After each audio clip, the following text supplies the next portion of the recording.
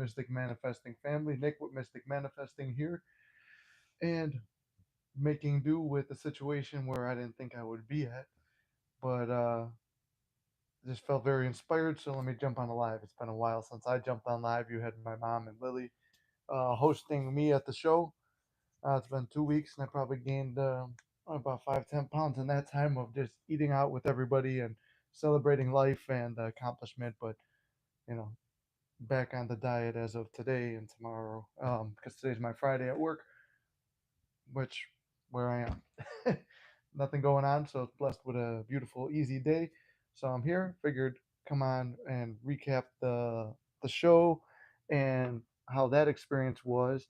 And I can't see any comments, so I want to know. Oh, that's a highlight. Trying to see where is. Oh, there we go. They changed this format from the time. What's up, Eric? How you doing, brother?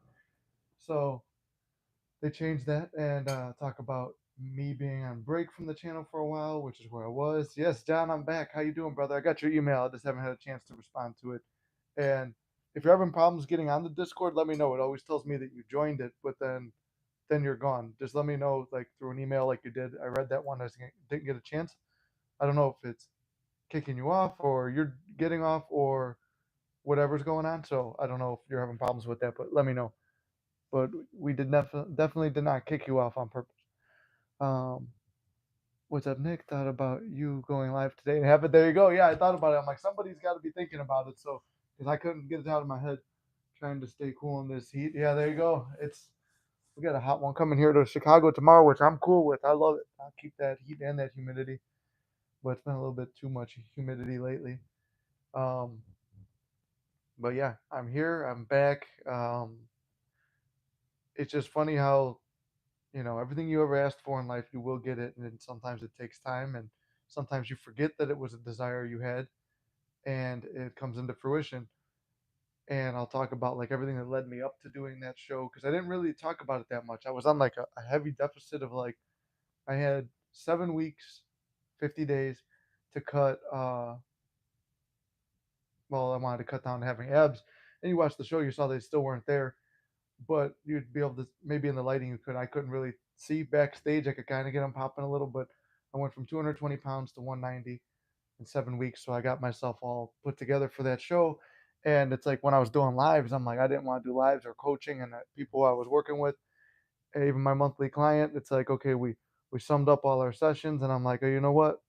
Just kind of let everybody kind of do their own thing, focus on them, build yourself up because I was not in a condition to be like saying anything because I felt like I was having like word salads maybe as if you watch that Judge Joe Brown TikTok I seen the other day, he goes, oh, well, she talks about them word salads. But yeah, that's how I felt. I was just jumbling up whatever I wanted to say, not saying the exact uh, Pirate Guild. Why are you taking back messages? I wasn't on point. I felt like mentally I was out of it, so I couldn't focus on doing the channel. So I'm like, all right, let me finish the show, then I'll come back. And August 7th is actually the 2 year anniversary of the channel. And crazy to think I'd even be here this long. I thought I was just like I said, and I always say, I was just going to make some content and motivate a few people because I think I tried to share my story in Reddit or post a video, but I'm like, I think a video would be better. Wind up doing that. Love you too, brother. Thanks for showing up at the house the other day to check on me. Because when I came back, there was some silence too. I just took some inward reflection time as well, as you guys know. But the channel was started on August 7th, so I was like, you know what? Let me wait till the 7th to, come back to this. And even Lily was texting me right now. She's like, "Are you sure that you want to go back? You said it was the 7th." I'm like, "Yeah, I feel like I'm ready now." But there was a lot of stuff that led me to thinking too. It's like maybe you guys see it all the time. I'm always real. It's like maybe I'm not the best coach. Maybe people aren't understanding it because every week I'll come on here and it's like I don't like making the same videos, but it's like sometimes some of the people struggle with the same issues. And a lesson I learned through this contest was everything is working out in your favor, even if it takes a long time. Just because my SP journey was fast, my fitness journey took a long time to get me where I am now. My entrepreneurial stuff took me a long time, and I've always had this thought too that I wanted to make money other than like just using Mystic channel to make money because then it's like, what, you're the motivator, but the only way you could inspire people to be rich is to sell sessions. I wanted to be able to make money from another avenue as well. That also presented itself on this trip. Um, what else? A lot of things came to fruition, so it kind of reaffirmed me as a coach. The connections with people I made out there, and even working with Savish. If you're watching the Savish, I appreciate all your motivation and the great show you put on. He's the one who organized the show. He runs the gym Six Packs, and I'll get more into the story with him. But he's like reaffirmed me as a coach, almost like through reading his book. He wrote a book, and that was my mom's gift for me competing in the show. She bought me his book, and I hit it off with him. 4 months ago, I started listening to Tom Platt's videos online, and I'm like, oh, I would love to have a conversation with this guy. He's on like the manifesting mindset. He's right up there where he's saying everything that I've said. We've learned the same stuff. I would love to talk with this guy. Next thing you know, 2 months into training, just listening to him, I'm hitting it more hardcore. I'm picking up my workouts. Next thing I see is Tom Platts post a thing on Instagram about this show. I'm like, fuck it. You know what? No time like the present, and it will give you a motivation. Sometimes when you set an end date, it causes pressure and fear and anxiety, which is why I always advise against it while manifesting. But I've done it while manifesting, and still succeeded, because when you put it in your head that when your back's against the wall, that you are going to succeed no matter what, that thought's in your head, and you know that, and you trust, and you have that faith that everything works out in your favor, and it happens when you need it to happen. It would happen. And I'll go through the whole thing in the contest real quick, but I'm gonna go through and just read all these comments real quick. Um, Damn, 100 degrees in San Diego. Are you a believer in the up and coming most powerful Lionsgate, the 888, 8th of August? Bart, I don't know what that is, so I can't say I'm a believer. I don't know what the Lionsgate is, and I don't know what the eights are. Um, I always say, if it works to you or resonates with you and you can draw power from it, then draw power from it. You can draw power literally from anything. That's one of the things with the whole my relation from bodybuilding and fitness to manifesting is your body and your mind are so connected, not just literally, they are connected. It is your body when you're training and stuff like that. If you just go to the gym, or someone goes to the gym, you work out and stuff, yeah, you'll see little results. But it's crazy when you dial in your genetics. I'm not saying you're changing your genetics, but for a long time I was like 5'10", and for years I would say I'm 6 foot. I'm 6 foot. I would lie to people. I'm 5'11", and like that much away from 6 foot. So um, that was something, and I was way past the age of um, growing, like from what they say. And that's one little scenario. But like in bodybuilding and fitness, it's like you're dialing into something, and you got to draw strength. You don't want to do 5 more reps, but you think, you trick your mind, I'm only doing 5 reps, and they're just painful reps, but I've already done 40, 50 reps before. Or like that's the Tom Platz training style, where it's like you're just pulling that out of yourself, like, or David Goggins goes in the cookie jar. And this will, I'm not going to go into it or reaffirm old stories and stuff, but there was a little rocky stuff towards the end of the training with my relationship with Lily, which we turned it around and stuff. But I was digging deep into, and it was another reason I kind of stayed away from the channel, into my past to train harder. And David Goggins calls it the cookie jar. It is a powerful tool to use in the gym, but every negative thing that I have experienced in my relationship with her, when I was feeling tired, I would pull from that. Everything in my past, like when I was a little fat kid and stuff like that, and like shit people would say to me, I would pull from those experiences, and I would use that to draw strength. Anything, like, the whole point of life is you're changing energy. You're taking that negative energy. I was going back in, taking it, drawing strength from it. And I loved it when people said I couldn't. I loved seeing the competition be posted online. And then I realized, oh, I could probably enter the transformation category and win, but I would rather lose where I know that I believe and my heart believes I should be, which is where I was. And on a realistic term, I would say, comparing to the other bodies, I probably placed top, bottom three, maybe, or not top, but bottom three. Um, I had no intentions, or well, I did have a little bit for a while, thinking I was going to win because I was looking at the wrong competition competitors. But I would rather have competed where I was competing and lost there to come back and win another time.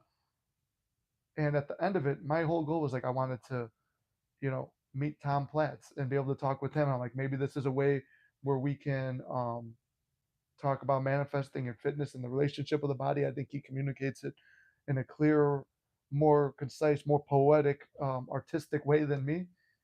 And I was like, man, I would really like to work with him and collab with him on a video. Well, we went the day before to get the spray tan. It was all taking place at the gym. He showed up there to practice, and everybody was like, not everybody, it was just a small group of people. Me, my mom, and Lily helped out with like the setup of all of it. I meet Savish for the first time. We're having a good conversation, like me and him. And you can see even someone as confident as him was built his way up and overcame so many trials and tribulations in life. He's he was a little bit nervous, like with his English and stuff and public speaking and things like that. Even though he's done a whole bunch of awesome stuff in his life, I was like, man, I would love to interview him too. Well, I'll get more into my story with him, but we wound up talking and things like that, and like um, we just hit it off. And I'm like, man, this guy would be great to do a Mystic podcast with too, or a roundtable. Tom Platswood, but I didn't talk to Tom that first night really. It's like on our way out, we kind of talked real quick. I was like, he was leaving. I'm like, hey Tom, by the way, can I do an interview with you and stuff like that? He goes, yeah, yeah, for sure. Well, day of the competition, it's packed. I'm like, there's no way it's gonna happen. There's a line of people swamping him as soon as the judging's done, but we're standing kind of near the line, and I'm like, hey, you know what? I'll talk to him. Goes through everybody. He spends his time. I would say this is someone who spends his time talking to people, relating with them, and stuff like that. And all of it was like deep, good conversations with people. He loves to talk, much like myself. He gets up to me in line and he's like, "Hey, great job," and tells me about like critiques on my stuff. He goes, "But you had a presence on stage, and he goes, you came there, you were confident, you had fun, and that's what bodybuilding is." And we just had like this chat, and it started like that, where I thought it was gonna be real quick, take a picture and stuff. And I'm like, you know what? I bought these cigars before we went on the trip, and I'm like, I'm gonna give Tom one of these. They're nice. They came in a little 4 pack. I'm gonna give him one. I'm gonna have one, and we're gonna do a podcast. But then I'm like, I don't think I could bring them on the plane, so I left them. And I didn't realize I left them at my parents' house.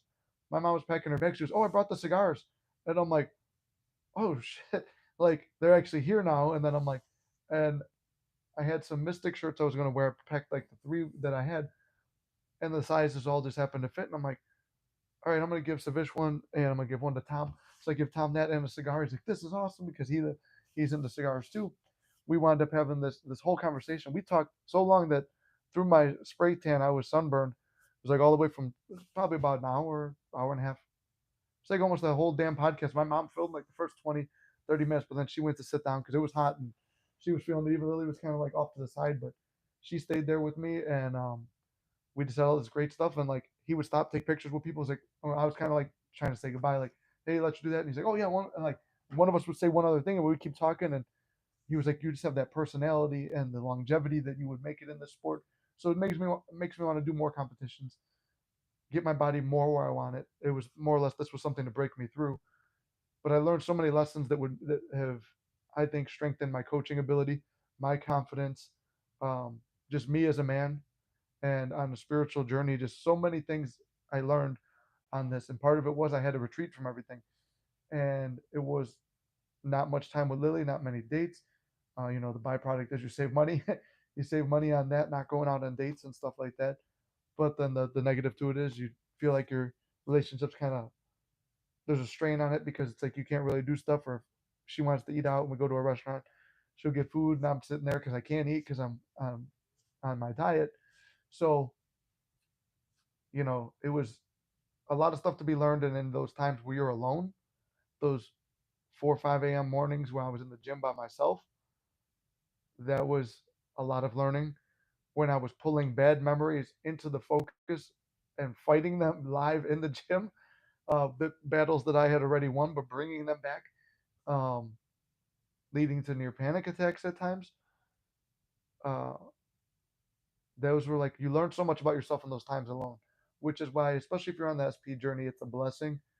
Especially if you're blocked and stuff, because you could write that story and you could see, look at mine, like no matter what happens, good and bad, I could trace back every thought I had, and like the bumps that me and her faced upon coming back, and towards the last week or so before the show, those bumps were definitely stuff that my mind was going there. I was going to that place every morning, which was one of the most powerful times to manifest. Every night after work, when I'm drowsy and falling asleep, you're putting yourself in that state. And then problems arose. And that took 7 weeks, for 4 or 5 weeks. That's like 5 or 6. They call it 5. Took 5 weeks for that to arise, but then, like I said, the positive stuff in our relationships, and that stuff always has happened within. Well, happens about the same time, 10 weeks. Now I'm not saying 2 to 10 weeks. Everything arrives at its own appointed hour. But whether you're praying or focused on something bad or something good, God doesn't judge. He's going to give you whatever the fuck you're asking for, whether you know that's what you're asking for or not. Let me go back to the chat real quick. The infamous cookie jar feels like a genuine cheat code. Yeah, Bart, the cookie jar is like a cheat code, and it is something that at a time it could be a little bit dangerous. Where it's like, I mean, it did draw up some, like I said, it drew up stuff between me and Lily, and it was unprovoked stuff where I thought we were good, but it's like at the same time, in my own time, I'm thinking negatively, and like, and I'm reflecting on the relationship, but everything's going good. But why am I thinking negative stuff? Which has led to a near like out of nowhere, and it's like, wow, we were just like up here and then there. And I was like, well, I proved manifesting to myself again, but now everything's all good. I mean, my thoughts have, I went back to eating, and like I said, I've bloated up a little bit again, but starting today and tomorrow, it just goes right back to where it was. I got a couple other competitions in line. Um, Something I missed because I was, this is a selfish sport too. And in life, you do have to be selfish a little bit, I think, sometimes, especially when it comes to yourself, because you can't be the best version of yourself for others unless you're the best version for you now. I missed the thing that Lily was actually signed up for a 5K. She ran that today, and I wound up getting stuck here on a double. So I didn't have time to take off or anything. I just found out about it a couple of days ago. But now she also has a medal. So we'll talk about that. I mean, she's been training really hard as well, but mainly just alongside me to help get me to where I needed to be. And I'm definitely going to do another show. We talked about doing some 5Ks together earlier this morning. Just more competition. I think competition breeds confidence. Not that you're competing with other people, but using them as like a marker that, okay, there's that. I want to hit that marker. How am I going to do it? I'm not trying to compete or beat them. That's the standard I'm setting for myself. I'm raising myself to that level that I know I'm capable of. And then when you get there, like when I got to the competition and sat in the section that I was sitting in, I'm like, bro, I'm fucking cooked. like, I'm like, I'm not like, I believe in manifesting. I believe all things are possible. I could have went out and gave a better performance. It it was almost like doing stand up again. When you get on stage, you only remember parts of it. At least in my experience, I only remembered parts of that posing, but I felt like the song sounded different that I'd been practicing posing to. I felt like I missed a step, which I didn't apparently. But then the song felt longer, so I just kind of kept going, and it was. I mean, it was a moment. I mean, I remember looking at Tom. Well, first I looked at my mom and Lily. I see them going. According to my brother, Lily was yelling, "That's my man! That's my man!" And my mom was going crazy because I couldn't even hear the music. But that all plays a factor into where you place them too. Um, and I look at Tom. He's looking at the table. I'm like, "Oh damn!" And then when I looked and I didn't hit my I felt like I'm like, what am I doing? I keep hitting poses again. When I hit the overall muscular and the crowd went wild, and then I heard that. And I was like, I don't know if they did it in other parts, but that's the one where it stood out to me. I'm like, oh fuck. And I'm just trying to hit every pose I could because I'm like, that felt good. That's a validation, an external validation. But I just felt like I was having a lot of fun, and that was it. And it was like just being able to showcase what I did. And that was the vicious point of the show is showcase what you've built and all the hard work you put in. That's why he included the stories and stuff, which I thought that was a beautiful part to it. That's awesome. You got to talk to this person. So happy to hear some so much improvement in your life. Yeah, thank you, John. And what's up, Gary?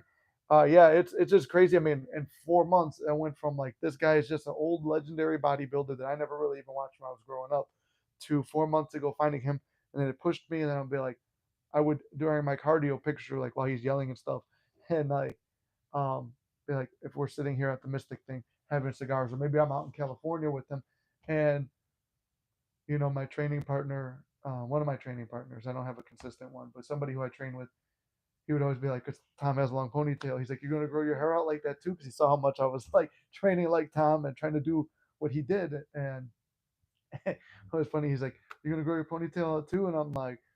And then the same guy always broke my balls too because I always wear stringer tee with the Corona on it. Tom was wearing a fucking, and I love Hawaiian shirts too, as you guys know. Um, he was wearing a fucking Hawaiian shirt that had Corona on it. And I'm like, this is perfect. I'm like, it clicked as I was taking the picture with him. I'm like, man, this is, I should have worn my Corona string tee and just had that conversation. But it was just someone across, and like Tom doesn't even live in Los Angeles. He travels the world. Like he just lives from place to place for periods of time. So the fact that an old bodybuilder from the classic muscle era, which is the era that got me and most probably young men into bodybuilding, that I looked up to and I felt like those dreams were so far away. The second I switched my mindset to with 4 months ago, when it was like, you're going to be like that again. Now my workouts and diet were perfect for the first 2 months. I didn't have a goal. That's a problem. You have to have a goal and know where exactly where you're going. Same thing with manifesting. There are certain things like fitness, you can take action. Certain things like SP where you're blocked and shut out, you can't really take action there. That's going on faith. And using the working out, like I was talking about Bart's thing with the 888 or the Lions Gate, with that, if you could draw power from that, draw power from that. But building the confidence in the gym and growing yourself in the gym gives you confidence that you can translate into life. Where it's like, if I could do this, I could do anything. And seeing like, it's just crazy. It's like I saw Tom in a video, kept seeing all these videos, then I got motivated by it, and I'm like, I switched my mindset. You are now a bodybuilder. You have a pec tear. You've been out of it for a long time. You got a fucking gut, and you just look like you kind of work out. And you are now a bodybuilder. What does your body want to look like? When I would train watching videos of Greg Plitt, I would feel like I'm not going to even claim I got anywhere near to Greg Plitt's level, but the shape of it was like that. But then when I was training like the old school, I wanted the the the vacuum pose where my stomach goes in and the ribs are showing and everything, and like, and you're at the lats popping, and my shoulders grew and my ribs showed like they've never shown before. My lats popped, and I did not. I could self-admittedly say I'm a lazy back trainer. It's a forgotten muscle group in my training routine, but it's grew to where it needed to be, and I couldn't get rid of the fat rolls on the side, and it was something I kept saying, repeating, and thinking about, feeling, and being conscious of them. The other stuff I wasn't conscious of. I just knew I got that locked down. Even though I'm not training my back hard, I have great back genetics. I'm not known for my back genetics. I'm known for my traps. My traps were always known to be good in the gym. Arms and shoulders, mediocre. Chest was called a weak point to me by a couple people. Um, Legs, I never thought about my legs much, but those were all people did tell me those were decent over the years. I feel like I kind of fucked them up on this journey though, losing too much weight. But this is all my reflections on the competition, but it was where my mind went. It went from being like, okay, my body would usually be laid out like this, to almost like the genetics changed when I changed. This is my goal. This is my vision. Whatever needs to change in life, it unfolds, and you will become what you need to become to achieve that goal. And that's exactly what happened.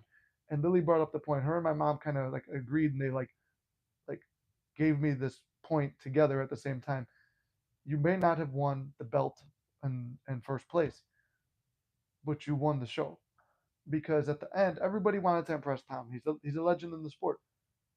The guy who won kept trying to jump into my conversation, and I'm not going to say who it was. I'm not going to talk about it, but I will say there was egos in the back. Not most people. There's two or three guys I will tell you that had egos out of control. Not out of control, but just like worse than I would like. And like, you guys know me. I'm a humble person, but you gotta be careful with your humbleness too, because you could almost lose confidence. The dude who won is like, I heard him and the one guy kind of get into it a little bit, and then the guy who got into it was kind of a jerk off too. And it's like, you know, that guy kept like, he put on a new persona when he saw Tom, and he was, but because it wasn't real, it wasn't authentic, it wasn't genuine.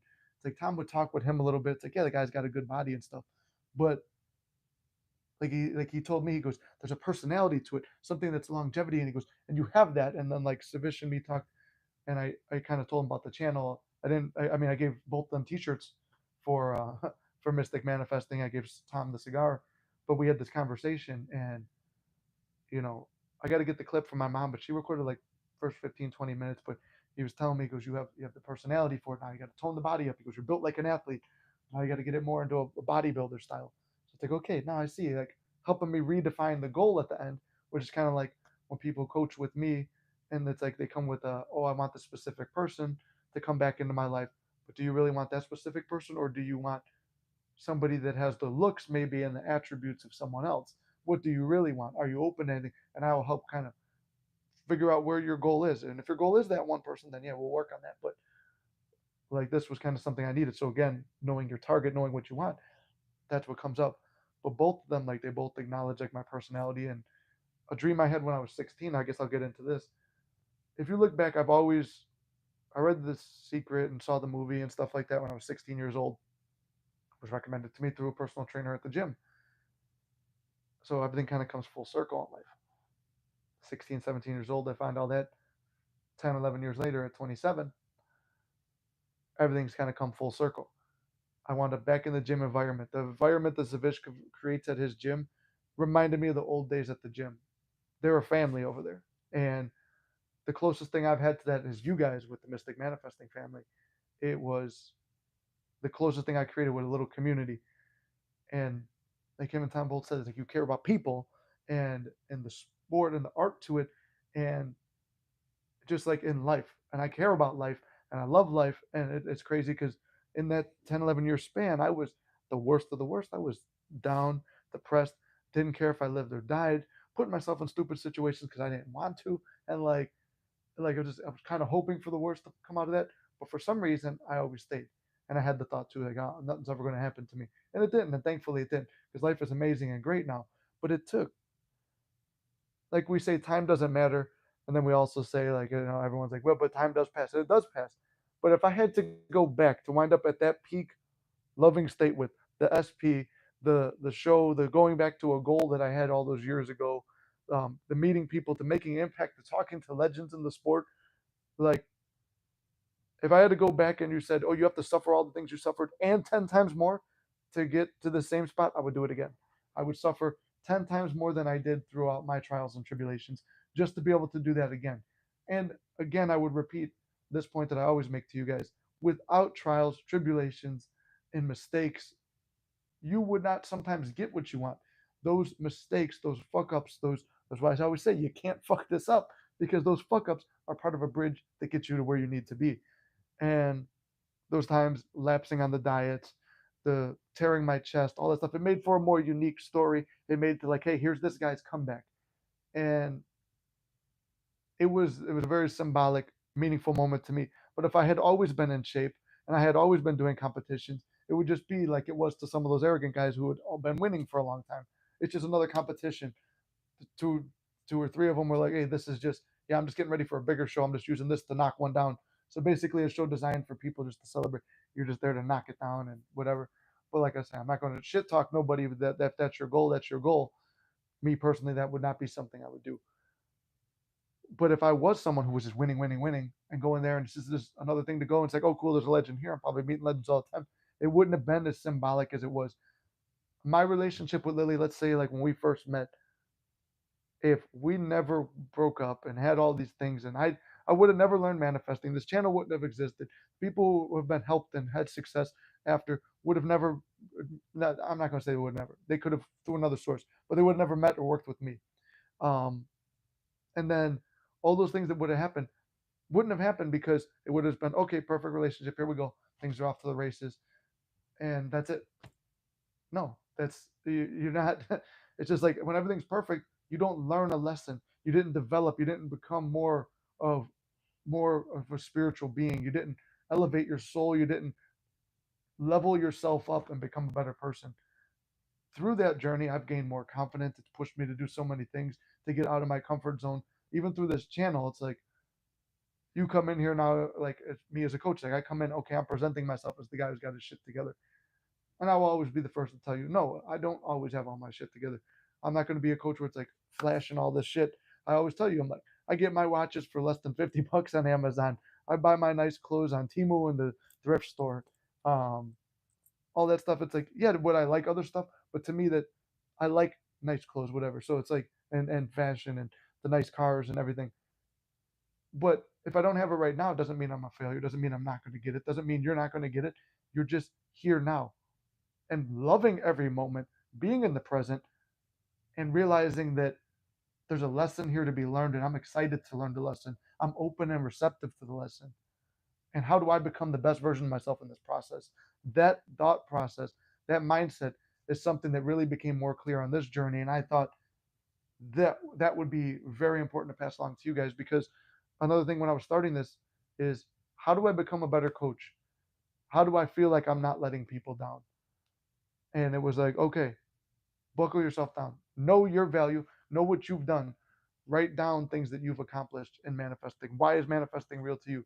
You're not a fraud. You're someone who's out here and done it. All the hate comments are just noise in the background. And there ain't that many. We could literally count probably on two hands all the people who talk shit over time, to me on the channel.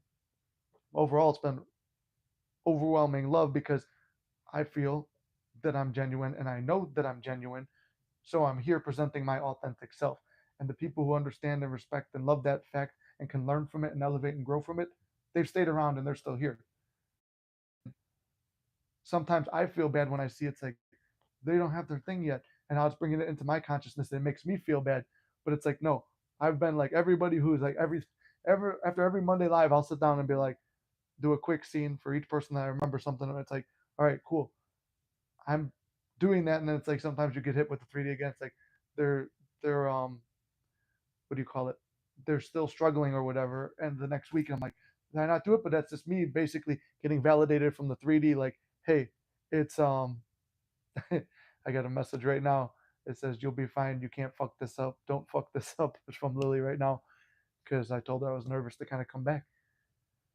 Same thing. I was nervous to do the competition. I'm nervous to come back and put myself back out here again and um, do all that. But it's like, I don't want to let anyone down. But at the end of the day, we manifest and create our own realities based on what we see, feel, and hear. In my reality, I could be the most sold that everything has worked out for you and that you have everything that you want. But in your reality, you don't. And then somewhere in my flaw, I expect you to come back and tell me that. So it's like I started thinking, I'm like, and then you know what? People respect my realism. I notice it's like maybe I'm being too realistic. I will tell you stuff like, the only thing I need to be real on is, okay, doing something on a time crunch can be dangerous, but it can be done. Everything in this life is fucking possible. When I was young, I believed that. When I got older, life slapped me the fuck around and had me on my knees and just beat the fuck out of me till I was curled up in a little ball, couldn't do nothing or live. So, um, so what do you call it? I'm I've been to that state, and now when I came out of that, I realized the original thought of everything and anything is possible in life is still possible. Like, and it's still ringing. Like, maybe the whole reason God called me to go and do this, this felt like a calling to do this competition. And that's the inspired action too, because everything leading up to it was, I want to get my body in better shape. Would be nice. This guy Tom Platz is motivational. I want to be a better coach. I want to understand the people better. I want to be authentic and elevate. I want to make more money to, you guys know, like the economy's bad, but we don't focus on what's going on out there. But I want to be able to help more people. I want to give back, because it's like sometimes you work with people and there's financial issues. And it's like, I wish I had the money to like throw there and help and like do like mystic donation, um, stuff where it's like, I even got a success story I'll tell later on about somebody getting a job, um, and just trying to help my family and my friends and everybody. You want to help so many people, but you're focused on helping them because they need help, which means they're in trouble, which means there's a problem. So it goes all the way back down and breaking it back down. But I'm getting a little bit off topic there, rambling. It's been a while. There's so much stuff I want to tell you guys over this, but I do think that this journey made me a better coach. And the dream I had was to open a gym when I was 16. I got rambled off on this. When my gym got sold, I was probably 18, 19 years old. I didn't own it, but I called it my gym. The gym I grew up, that I learned everything at, everyone that we knew, was my first job ever. My coworkers were like my family there. It was a great environment. I've never had a job like that again. Um, I didn't go out and party in high school, and I didn't go to college. That was my party time, which was lift early in the morning, go to school. At school, you were known as the one kid. He looked like a fucking little chimp. He had like the fucking big ass ears, and he had the fucking hairy arms, and it was like this. I don't know. He was like really short too, but he was like really pale at the same. He was like pale too, like a like Planet of the Apes, but like the little one that was like, oh no, from the memes. This dude was like that. He'd be like, oh, we got a bodybuilder over here. Bodybuilder. He's trying to look like kind of like when Chris Kattan played the monkey thing on SNL, and like So go all the way back to high school. It's like I was known as that guy. Okay, whatever. It's like people were hating on me, and it's like I expected it and I wanted it because it made me stand out. But anyway, back then in those days, I started vision boards. I was playing around with the secret. I didn't really know manifesting. I just knew you had to be generally positive. I didn't know it the way I know it now. One of my dreams was to own a gym. On my old vision boards and stuff, if you go back to my parents' house, and I did the other day, own a gym, be a successful actor, make a movie, do all the stuff. It's like I've made a movie. It wasn't a great movie, but it was a movie. It wasn't a long feature length, but it was a movie. I've done that in my life. Be a stand-up comedian. I did that for a couple months. Never took off, but I always wrote and continued it like I still was. That's something I'd like to get back into. So the whole thing of like this whole thing was like not just bodybuilding. The point of this show was to prove anything is possible in your life. Switch the mindset. I want to be a comedian again. If I want to go become a very successful comedian and the best comedian in Chicago, okay, I know what makes me funny and I know what makes me laugh. Boom, I know I'm a funny motherfucker and I'm going to go out there and I'm going to dominate these things. And you might go get cooked, you might get roasted, you might get an audience turn on you. But now I know it's like what I was teaching was right. Same thing with what do you call it? Same thing with SP. When you switch it to this person loves me and I'm in love with them and it's all going to work out and you're now embodying the boyfriend state, boom, or the girlfriend state, you're embodying that state, boom, everything falls into place. So when I went back to like it wasn't even on my mind though. Something called me to go do this competition. I go do the competition. Savish, the owner of the gym, wants to expand out his gym, and he's open to it and like expanding out the places. And that was one of the goals. Like whoever won the show, like he would help you start up a gym. Pretty sure the winner didn't take him up on that offer, but I hit him up after, and like his book is about how to start a gym. But it gave me great ideas for coaching with this channel too. I'm like, man, this is like a good way to be a coach, a good way to be a mentor. More about like someone who's been in a mentor spot longer than me. I've only been mentoring and helping people for 2 years. This is a guy who's been doing it for 12 to 15, 20, whatever, however many years he's been helping people. So I learned a lot about coaching from that book too, and like ways where I could price it where it's better to go. Like, remember, I said I wanted to be full time doing this and like not at a day job. If I wanted to do that, like stick more to this, he gave me it's like I could almost translate those prices and stuff to coaching, and it would actually make me a more affordable coach, I believe, than most other coaches. And I think it would be more helpful because I've always played around with that, and I've always felt guilty about taking money for it. But even in his book too, it's like, no, your money is like you're providing a skill. It's just like if I was a personal trainer, it's like I just got you in shape, and you know, no, I'm helping you get your mindset together too. So I stopped feeling guilty about that. Um, but it came from that book. It came from this competition, and me and him have been in the talks about opening a gym up in Chicago, and expanding his business. So in the 2 weeks I've been back, it was kind of like a mental reset, figuring out what I want to do, getting my exact goals. Like I want to come back to doing the channel more often, and I want to just, I want the channel to be where I want it to be. I want to elevate here as a coach. I want to continue keeping my body in shape. I want to open this gym and go full time into it. And I mean, the gym has a potential, if run the right way, to make you a millionaire, which knocks off another thing from my childhood bucket list. When you have that, it's like, okay, what's next? Oh, you want to go back to bodybuilding and stand up? Then you're only one video away from something being successful. Through there, you can help your family. And through all this whole event, Lily loves working out too. This has motivated her to get herself in shape that she hasn't been in years. So she's working on that. And now we're working on our diets together. And now we're both almost in this contest prep, even though there's two contests I'm kind of looking at. Not sure if I'm going to do them yet. A little bit down the line, I know there's no drug testing on them and stuff, but this one didn't have drug testing either. And I felt pretty confident there. Remember, the whole thing's about you. But everything I've wanted to do in my life, almost like this was like the thing where it was like, God blessed you and kind of let you know, like, everything you've been doing is right. Everything you've been teaching is right. You are on the right path and you are helping people. And then in that time away, I realized how many people had reached out to me too. And the amount of guys and girls that came into the live stream I saw, it was when there's two live streams. My mom and Lily did two, I guess. I haven't rewatched any of them. But what I noticed was the views were through the roof. It was like 200 something views, and hey, even the synchronicity almost made me feel like I should have been there too. Like my contestant number was 26. That's my birthday, March 26th. So everything felt like it needed, what it needed to happen did happen, and I thought it was a beautiful experience, and I have so many takeaways from it that I think will make me a better coach here, and to help you guys, and to figure out who I am too. So that was the exciting part about all of it. Let me see. I made it. You're back. Yes, sir, Josh. I'm back. See, Zach, what's up, my brother? Courtney, welcome in. How are you doing? I was telling some about your show. Oh, nice, nice. Yeah, see, I didn't even realize the impact it made. Like my mom, it was a big deal for my mom too. Like everybody loved her too. I don't know how if she talked too much in the thing or if it was mainly Lily. Like I said, I didn't rewatch it yet. I know my brother said that they were both really loud, which um, that was another thing Tom said. He goes, your mom and your girlfriend have great personalities, and even Savish said that too. Like my mom's like the very motherly type. Like Savish was the promoter, and he was a little bit nervous, getting himself out there and worried about his English and everything. My mom was giving him a little prep talk the night before, and me and him been texting and staying motivated with that. But that is truly a man who understands manifesting.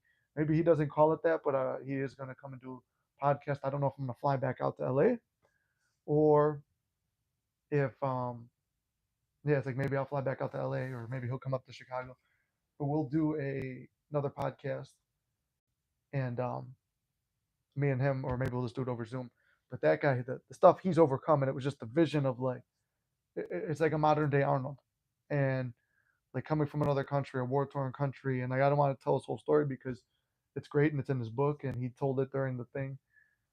Um, yeah, I would love to be able to have him share his story and just to get Tom's wisdom too. But I got to talk to both of them for prolonged periods of time, and it's like, and at the end, Tom gave me his personal email. I reached out to him a couple days ago, but like I said, I know he moves around and stuff like that, and I was kind of worried about something else at the other time, and then I kind of had like some disbelief on it. So it's like, you know what, I'm gonna go back, recenter myself, and focus on that. That could be another good manifestation story. It'd be like picture him seeing the shirt I gave him and be like, who is this from again? Oh, this was the guy at the competition. Or go to smoke that cigar. Where did I get this cigar? Oh, that was the guy who competed.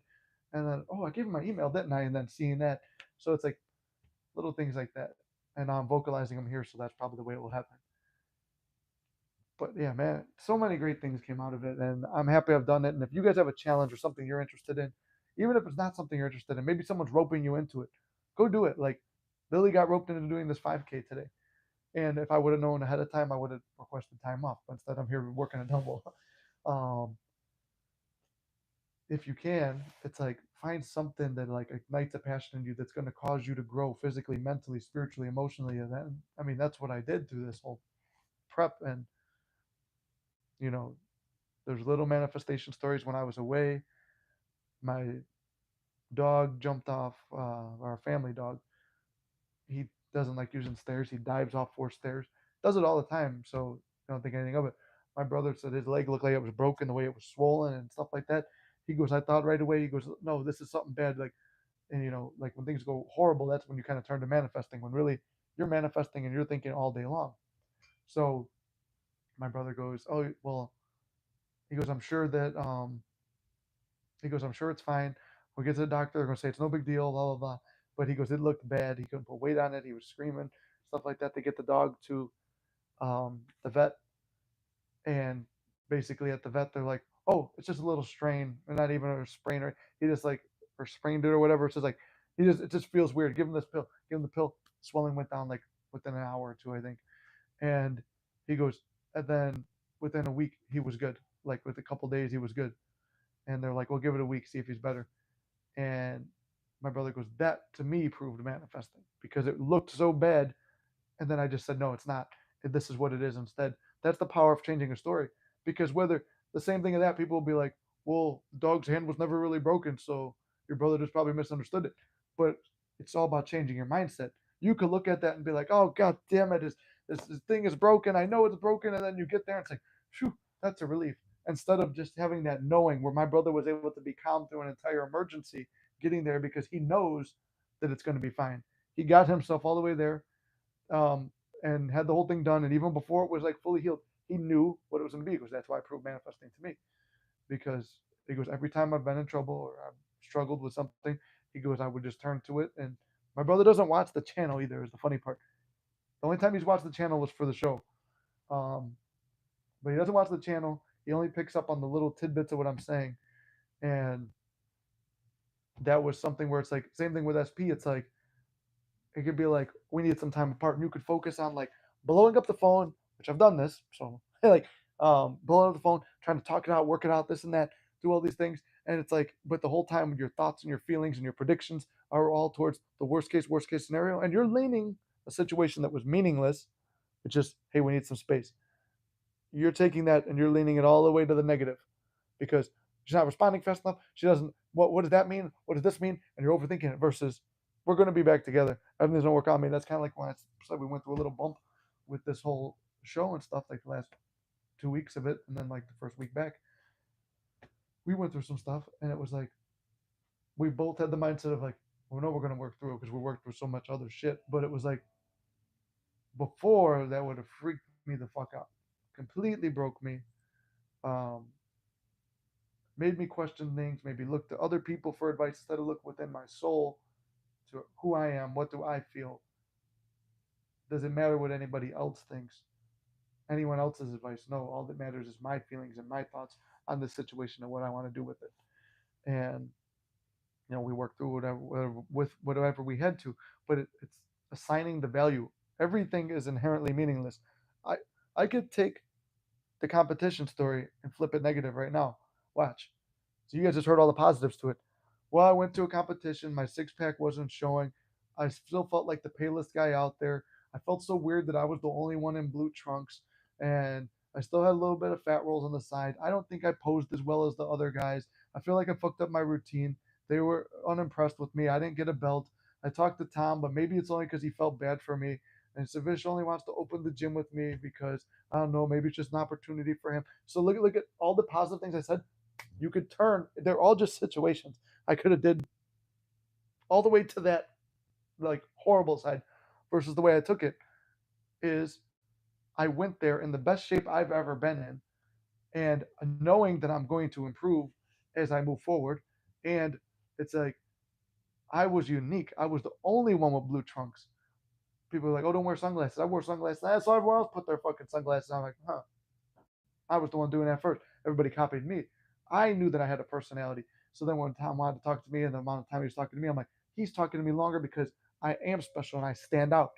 I am the real winner of this competition. And then Lily and my mom were like, it almost is like you were the real winner because the amount of time you spent talking to the two guys that everybody came there to see. And it was just truly an incredible experience. And it's like the way everything is neutral. It's your meaning and your value to it. I lean towards the positive to everything. Not always. Sometimes I can't see another way. I can't see another way. You could take a horrible situation and turn it positive. And I've had to do it a lot of times. And it sucks because you're being presented horrible, horrible stuff right here. And you have to change it. When you take it as like, take it from horrible to neutral, now you can work with it. Like a horrible situation that gets thrown in your face is like a fucking dried up piece of clay that somebody fucking is shaped into a negative thing and thrown at you. Remember, we're the potter of this life, and we're living in our mind, the potter's house, and we can rework that clay. The clay was thrown. This ugly, distorted pot was thrown at us and hit in the face. And it's like, oh, what am I gonna do? I can't change it. It's hard. But then keep working on it, working it, and the clay gets soft. And a soft lump of clay just sitting there can be anything you want. You can mold it into something even uglier than you just started with, or you could turn it into the most beautiful vase you've ever seen. I know it's vase, like, but you could turn that clay into whatever you want it to be. Once it's warm and worked into a little like moldable piece, now you're in the position of power. Now you realize that you're the potter, and that clay is any situation you're in, no matter how ugly it is. It might take more time to warm it up to change your opinions of it, but once it's warm and you're neutral to it, and man, you got the power of God on your side right there. You know that you can't fuck this up. You know that you're the ultimate creator and everything's gonna work out in your favor. So anyway, there's my speech. Let's see. My Lucy dog did that prayer and red light laser therapy, and she's 12 and still good. That's awesome, Courtney. I love hearing like the success stories about dogs. One of my first success stories was with my yellow lab too, where he was supposed to die within like anywhere from 3 hours to 3 days. He lived for another 4 months. I was like blessing the food before I gave it to him. I didn't even meet Lily yet, I don't think. It's like a year before I met Lily, and it was like, so I'm still learning all the manifesting at this point. I'm blessing the food. I'm getting spiritual with them. I'm praying over. I'm doing everything, and like dog lived another 4 months, and then it was like, oh, he died though. But like Neville said, come on time, you go on time. Maybe that was always the time he was going to go, but him doing that was enough to solidify manifesting for me more. She jumped off a ramp, and the vet said amputation. I was like, Neville, yeah, there you go. Turned to Neville. The blue trunks were perfect. And set off the tan. Well, perfect. Yeah, thank you. Yeah, the blue trunks were actually Lily and my mom's idea. I had a pair that were black with pink like floral stuff because I picked the Grand Theft Auto Vice City thing, so it was going to be like an 80s vibe and like 80s beach vibe. But my mom and Lily were like, I would go with the blue. You look good in blue. It looks good with the tan. And it was almost like the thing. And then you go to talk to Tom Platz, and he's like, the women were the ones who helped me with my posing and my looks and my hair and everything before I went out there. And like when I went out there with a haircut, I had to do it 4 days in advance, so it kind of grew back a little. But it was like Lily suggested the haircut. Her and my mom both suggested the blue shorts. Me and my brother were partial to the ones that I was going to do, but take the women's point of view, and it's like that was this. Listen to the feedback you get in the world, and blue's my favorite color. So, and it's blue and black. Go with Mystic Manifesting. Go with Flex Entertainment. Go with everything I've done. Go with Living Your Legacy. Which, by the way, thank God I caught this before I marketed this merch too much, because Live You Legacy, I used the wrong template from the guy who mistyped it. But hey, there was a learning lesson there too. You can't fuck it up. But the way that hey, that got fucked up, and I noticed it was on all the clothes. Where's the positive to it? That's a neutral situation. It's just an event that happened. Positive is I caught it in time before anything bad had really happened. Versus this could have been like this, and I'm such an idiot. What do I gain from that thought process? From this thought process, I know I'm divinely protected from any negative situation before it happens. I hate the noise that this thing does. Reminds me of like when I was a kid, my mom would always be like, would drink a bunch like look, look, look. I always hated that shit. But now that you're older and you appreciate your mom more, it's like, nah, it's all right. I don't know, man. I just really like you talk to some people, they're like, it's like you talk a lot, you say a lot of things. It's like I have nothing to hide. I've always been an open book about everything. Try to like to mitigate that bubbling, gurgling sound on that, but it is. Oh, I almost said the line I hate so much. It is what it is. It is what you make it. It's a good comedic effect. But has anyone else got any questions or anything? I know I've been away for a while. I've got a list of videos I want to make. I got them written down over here. I got a notebook which I'm going to be planning out. Got the official Mystic notebook because I will be writing down my manifestations, my plans, and stuff I got going on in my journaling. Since I'm stuck here for another 6 hours or so, probably catch up with some people on the phone. But if not, I mean, we kept it under an hour. Felt like way longer. It feels like 2 hours, but a lot of rambling done. And hopefully, you guys have derived something from this. And the whole journey of like even not winning a competition, like and Savish's book talks about it, like you're motivating your family, your tribe, your group to get to where you need to get to. Um, you going after your goals, motivating everyone else. So hopefully it did that for you guys. Adro, what's up, brother? My two favorite logos, blue and wolves. But yeah, hopefully you guys got something from this too. There's a big experience for me. I would like to do more shows, but also now opening this gym. And if you're anyone in Chicago, if you're in the Midway area, send the Mystic an email. I grew up over by Midway Airport in Chicago. If you guys got locations over there, that would be perfect because we're right by the airport, and I would love to expand the business over that way. Go back to my hometown, my roots, and reopen the gym there. But yeah, if you got a better place in Chicago, let me know. Trying to rekindle that for the gym, and yeah, nah, my mind is out of it now. Just thinking all the good things that could come. Glad to be here as always. Very encouraging and motivating to me. That's good, John. Yeah, and I'll get back to your email probably at some point tonight. Um, Oh, I forgot the one thing I was going to announce too with coaching and stuff like that too. Because I thought about this on the trip, on the flight there, when I told Lily I'm gonna go back on August 7th, but I'm like, I feel ready today. I felt ready after the show. Um, what do you call it? I wanted to do something special for the channel. But like, how do I do it? I mean, me just coming back would be, I guess, a special thing because I'm not posting anything. But it's like we go back to posting more often and stuff like that, and you know, kickstarting more stuff in the Discord. Still trying to. I mean, I really don't like Discord. I really, it's a that's something that here's the neutral situation. How do I lean it? I don't know. Brought me and Gary closer, trying to put the shit together. Maybe there's the positive to it, and and it's forcing me to be more tech savvy. But we'll work on the Discord thing. But so I thought of a way to try to make it more special. It's like usually my coaching is 150 an hour. Um, I'm switching that to 100 for which was my original price when I started coaching, and I moved up the rates when someone told me they're like, oh, you don't have enough value in yourself. Value like raise your prices or you do what other coaches are doing, but still be cheaper. So I did. I went to 150, but for this month, um, and I thought about it too. I'm like, if anyone's struggling with financial stuff, that might be a little bit easier. And then I'm working on creating coaching packages and a website because I'm learning all this stuff from the book. So it's 100 for an hour versus 150.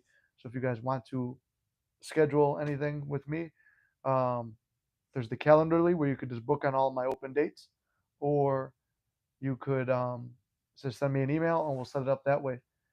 And I'm also working on being able to put credit cards on there too, because I realized even when I coached, I went with a credit card for somebody. So just making it a little bit easier for people. Jordan Peterson says, stay away from people who say it is what it is. It means they have no ambition. Exactly, Courtney. And I mean, that's something like where you grow up like in a very blue collar environment that is, you got to do like today. I'm stuck here on overtime. I didn't want to be here. I had plans to go spend the evening with Lily and her, me, and my brother were going to go to the Renaissance Fair tomorrow. My weekend was planned. This pops up. It's an event that happened. How do I turn it to my favor? I've been thinking about going on Mystic a lot. I've been thinking about writing down my goals and getting myself more organized. I've been thinking about reconnecting with people I haven't spoke to from the channel for a while. Like there's people from the beginning of the channel that like I haven't spoke to in a while and trying to reconnect with them. So it's like I was blessed by being fortunate enough to be able to sit here where I'm making good money to sit here and go live, help you guys, and motivate people, and then get my life in order. So it's like almost something where I wouldn't have done this if I went home. It's something I've been putting off. I'm placed in a situation where I have to do what I want to do. So I'll put there. I see all the chats going. Let me look. Midway flew there a million times. Had a conversation in my head with you that you came back with a gym deal. Oh, that's awesome, Courtney. Yeah, no, it's pretty much it's in the works right now. Step one's find a location. There's a lot of stuff that goes into it. I don't. I couldn't even like come up with. I'm trying to fathom and educate myself before I even give myself a manifesting goal because I'm like, got to give myself something realistic so it doesn't flop. But I mean, the system this guy has set up is really good. If you get his book, I don't want to talk about it because he wrote a book on it. Um, it's a system where you will make money with it. It's just like, can you get the clients? It's like, I think so. My only regret to it is it's not worldwide and I can't be in a million places at once.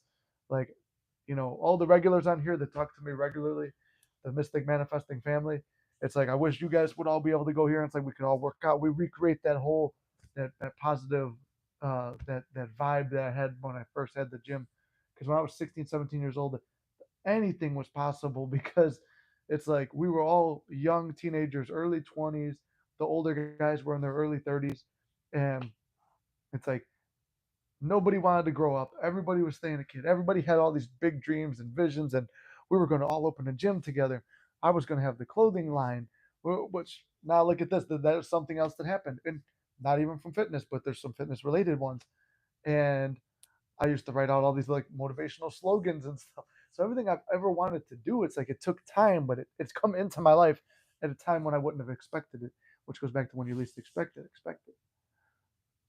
I use that line a few times. I find it often encourages.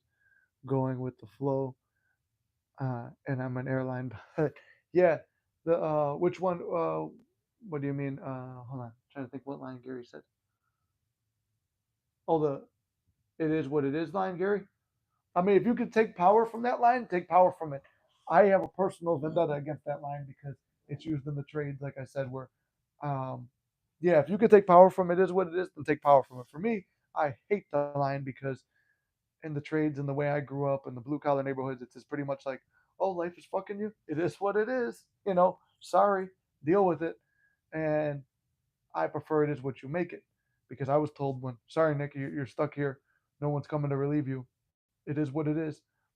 Okay, it is what it is in your mind where I'm going to waste my day. It is what I make it, but I'm going to turn this into something good, which I believe I did. I was just invited to the Ren Fair this weekend. Small world. I'm sure she will have fun. Oh yeah, well we're gonna go, but I'm thinking to cancel it. My brother was gonna go with us. He hates the heat, and she's like, honestly, she was the one who told me about the heat. And then he goes, "Did you see the heat?" I mean, I love the heat. I don't know. I'll sweat like a pig all day and be fine. Um, I'm like, hey, I'm just burning calories, being alive and enjoying the sun. But they're not feeling it. So instead of saying it is what it is what we make it. So what am I going to make tomorrow? And that's the exciting part. I don't know what I'm going to make tomorrow yet. So I could go with the flow. I'm going to go with the flow. But I trust in divine timing, the proper opportunity for what's going to excel me in life, spirituality, and fun and happiness will reveal itself. Takes the attention away from the negative. Example, I have a friend complaining about why I got upgraded from free when traveling. And I just said it is what it is. Yeah, I mean, see if that works for you. Like I said, there's no set rules, and we'll go back to that point too. There's no set rules in manifesting. It is whatever you make it. Again, so it is whatever you make it. Like I said, I took the David Goggins cookie jar theory, and I dug through every painful thing and relationships with Lily, with other girls who was interested in my life. Um, People used to fuck with me for being fat. Every time losing a wrestling match, never getting to start in football. Um, Breaking my diet, getting injured another time before I was going to do a competition, the bouts with depression, going back and pulling all that depression out, and then every day, 4:30, 5 a.m., fighting that depression every day. It wasn't even prominent. I put it away. It didn't bother me. I went and looked for it. I sought my dark side, pulled it forward, and fought with it willingly every day.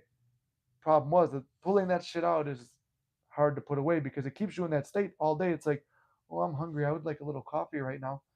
And it's like, instead of like, oh yeah, one coffee is not gonna fuck up my diet plan. It's like, yeah, you fat fucking pussy, go have the coffee because you need to have it with that extra cream and sugar, don't you? And it's like it pulls that, and it's like, now I'm not hungry. Now my stomach's turning, and I'm mad, and and and I'm like, I'm ready to go. Get me the fuck out of work. I'm gonna go to fucking the gym and spend 2 3 hours in there with no food in my stomach.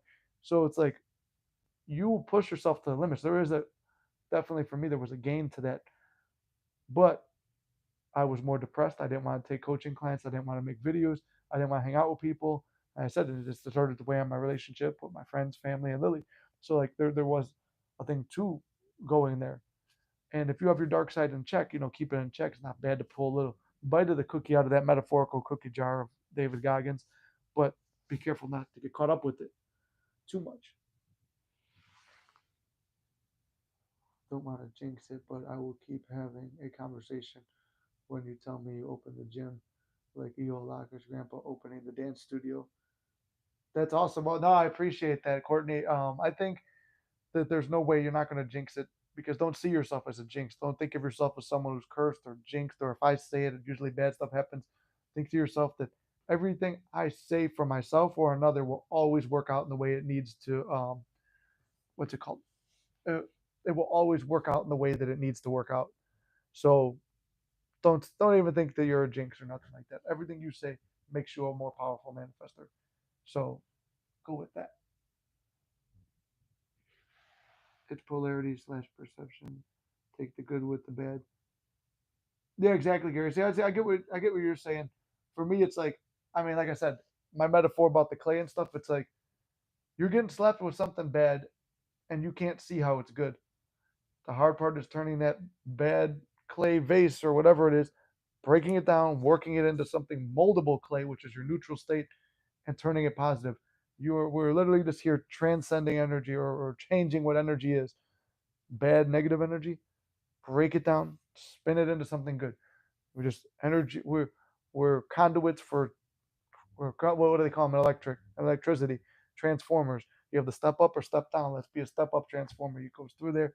Well, I think, hell, I'm not an electrician. I know basic like basic bullshit on it, but like it sends, like, if you got a step down one, you're sending in a bunch of electricity to this thing, and then it reduces it so it's not blowing out your circuits and stuff like that. So same thing with this. We're taking negative, overwhelming energy, stepping it down. Oh, it's not really as big of a deal as we thought. Now we can work with it. Because if before it goes in the transformer, if you get zapped, you're dead. After it goes to the transformer, it's like, oh, yeah, I got shocked. Okay, that's more manageable. So when you take something big that's deadly and you turn it in your mind into something that's like, oh, just a little shock, whatever, and then turn it to, oh, all the tools I'm going to use to work on this are insulated, so I can't get hurt no matter what. You'll be fine. Sorry, I ate trail mix before this, and the peanut shards are assaulting me. I think Jordan Peterson was making this point. Was making the point that it is what it is. It invites in mediocrity, and it settles like X, Y, Z. Yeah, I agree with that. I used to listen to Jordan a lot. It's not that I don't like him no more. It's just I just haven't listened to him that much. But I do agree with his point. It does invite in, like, because most people who use it, it's like, it is what it is. Okay, so what are you going to do? So there's nothing going on here, and you're getting paid money. That is what it is. You're just going to get paid money to sit there. No, what's in my car? The microphone's in my car. Oh, I was so lazy that I didn't unpack, and I kept thinking, I need to unpack, but something will always come up to stop me from unpacking. The tripod's still in the car. What did I grab? Oh, wait a minute. I grabbed my Mystic notebook and my planner the other day randomly off the table and brought it with me. Why did I do that? And I got my water, and it's like, I got snacks over here. There's nothing going on. This is everything works out in my favor. So I'm taking something that is what it is situation and turning it into whatever I want it. So it is whatever I make it. That's my point. So I do agree with, and then I've become hyper productive in this time now. Now I could go edit some videos. I could catch up with someone. I could make some plans with my brother because we're possibly planning a trip together. Uh, what else? I could write down some ideas for stuff. I could plan out and like go through some locations for this gym. There's a lot of stuff I could do. Jordan Peterson is a psychologist around classic physics and has no belief in law of attraction or quantum. See, Gary, sometimes I see that. I wondered that about Peterson. He does have a thing where he talks about the mystical, because I was a Jordan Peterson fanatic for a long time. I used to listen to all his stuff. I bought his one course, never used it. I just bought it because I wanted to do it, but it was like more or less to support him, because I was already full into manifesting. But there's a lot of good points I could take from Peterson. Um, what I've learned to take from, like, it's funny too. The Bible stories he takes are the same ones a lot of manifesting teachers use, but he has a slightly different interpretation of them, which is why I said when you read the Bible, you can't interpret it the wrong way. You can only interpret it the way that you know is going to work best for you. So at the same time, he's stopping people from committing the S word and unaliving. And in the same way, manifesting is also doing the same thing by showing people there's hope. I feel he's a little bit more practical and too much of a realist for what I want, but then he also does acknowledge the mystical too. And I do believe every person in this world has something valid to say, and you can learn something from anyone and everyone, whether it's somebody who hasn't accomplished as many things as you or someone who's accomplished 10 times as many things as you. They've seen something that you haven't seen, and the reason that you're getting that feedback or you're hearing that statement that they're making kind of goes with the synchronicity of what we believe more, the law of assumption, law of attraction world, of like, whatever I need to hear will come to me. So now on, from now on, it's like I didn't really go out seeking Jordan Peterson, but his stuff will show up in my feed because I still follow him and stuff. And it's like, most stuff I just like it and just go on. It's like people I support, like whatever. Don't always listen to it, but when I listen to it, um, what do you call it? When I'm listening to like Jordan Peterson stuff, for instance, It'll be like, okay, that's what I needed to hear right now because this actually validates what I'm kind of going through, and it kind of makes me feel better. So, um, like I said, there's no right or wrong way to live life. It's just live it. Love David Goggins made an accountability mirror in the bathroom in my dressing room. That's awesome. Jordan Peterson is huge on manifesting the life you want through mental changes and prayer. Yeah, because Jordan is big on prayer too. That's why I said like he goes through the Bible a lot, and he does have a whole thing where there's one Akira the Don has a thing about it where it's like he goes, "Well, I've experienced the mystical," and it's like, um, and the strange of this world, and it's like there's a lot of stuff you can't really explain it, and he acknowledges that. So while it's a different approach, and I haven't listened to him as much lately, I do believe he's on the same page. Look at David Goggins. David Goggins is like the most prominent Stoic figure in the world right now. The most prominent Stoic, modern Stoic, I would call him. And he believes in like going through the cookie jar and pain and suffering and stuff like that. But you can still see he's a positive guy because he's able to take that, transmute it into something positive, and pass that message along. Does he not go out and party and do flashy stuff like other people in those situations? No, but he's happy because he's living the life that he wants. That we can learn something from him, just like we can learn something from Jordan and all that.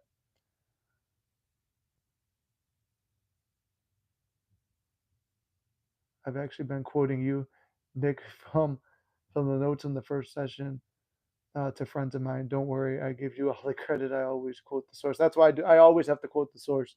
I feel guilty, even if nobody knows. I feel guilty that they don't if I take from someone else. But I appreciate that my words have had that much impact where you quote them to other people, and I hope that they're getting just as much success as you. You still look leaned out and tan, um, full of peace and serenity. Oh, thank you. Yeah, I was looking. I'm like, my face is way more. It's looking way more lean right now. I do know my gut is distended right now, which is why I'm glad I got the baggy Mystic shirt on. But even when I go like this, I'm seeing like my arm is still leaned out and stuff like that. But and I'm surprised because I that tan was all fake. That was a spray tan they put on me. But I had a little underlying tan, but it feels like I got more. Or maybe no, that is the spray tan still. I don't have an exfoliator, so I just take the loofah and I'm scrubbed like a motherfucker. Like, and it's not, I guess, didn't come off all the way. But I like it. I'm leaving it. I'm gonna let it last as long as I can. I find Peterson very black and white, but it contradicts a lot. Things like narcissist, he uses his views on relationships very cutthroat. Do not support law of assumption if you're following everything he says. But that's just me. It is what it is. Yeah, no, I will say that Gary, that he's like I said, he's not a manifesting teacher, but you can still derive manifesting lessons from him. Same way as David Goggins. It's not a manifesting teacher or coach, but you could derive stuff from there. Or even Tom Platz and Savish. They're not manifesting teachers and coaches, and they might not even know all the terms that I know and I teach and that I study, but they know how to properly use the law. Because sometimes it's like the people who know the law better than anybody else are the ones misusing it the most, just like the people who don't know anything about the law are sometimes the best people using it, because like that's where you get the term, right, narcissist or whatever. Why does everything always work out for a narcissist? Because their belief system is that they are the shit. They're never going to get caught. They're never going to get fucked over. They have no guilt. They have no remorse.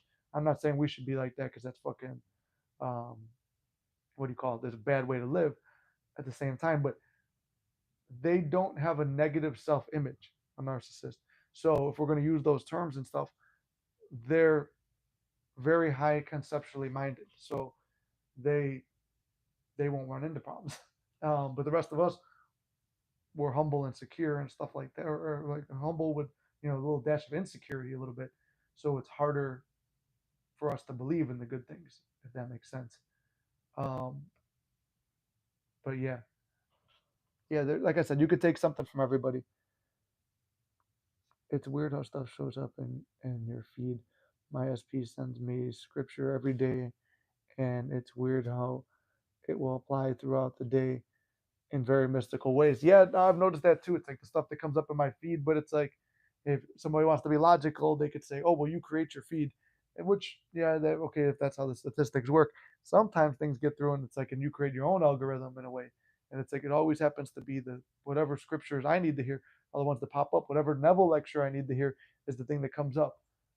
Whatever anything I need to hear, even from an not unreliable, but an unknown source to me that I've never listened to, that might be a lesson that I need that day.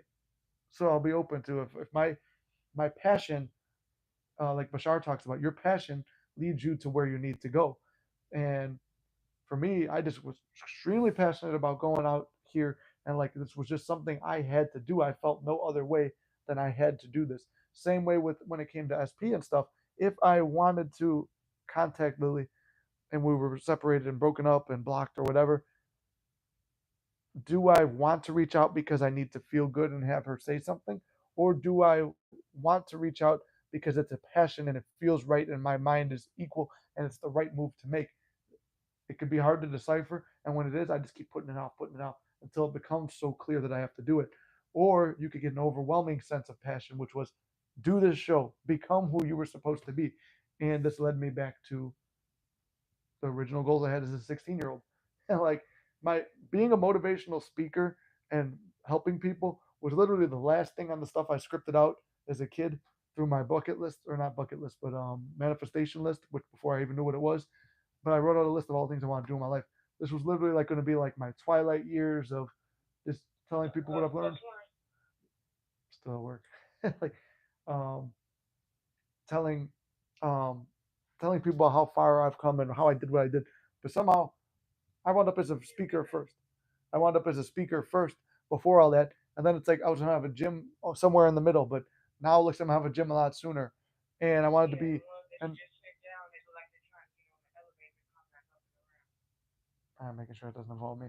Um, so the way that it is, there's no time is not linear. Time, we experience time linearly, but we're like God will always give us whatever we need, and it will arrive right when we need it, and it happens at the best time. Yeah, life is 180 degrees. Life is so blessed and getting better every day. Manifestations left and right. There you go, Courtney. See, I'm happy to hear that, and that's what I visualized you saying after our last session too.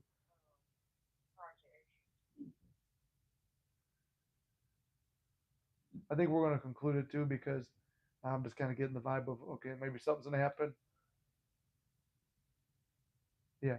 So with that, I'm grateful to be back. If you guys want to do coaching, it's going to be for the month of August, $100 an hour. Um, and let me know. Send me an email or book it on Calendarly. You guys know where the link is. I'm going to make a community post on it as well, trying to make it a little bit more affordable, and then work my way into doing like these packages and stuff, and clean up the channel a little bit because now I was also like that's another thing I was praying for a better way to run the channel, be more organized.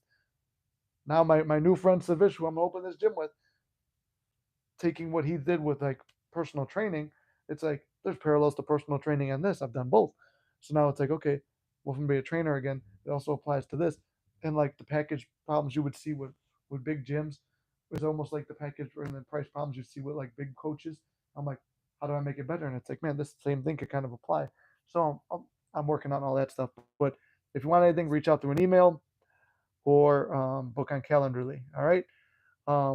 With that, I'm glad to be back. I love you guys very much. Sorry for the delay, but it all happened in divine timing. And what I needed to experience and learn, I did.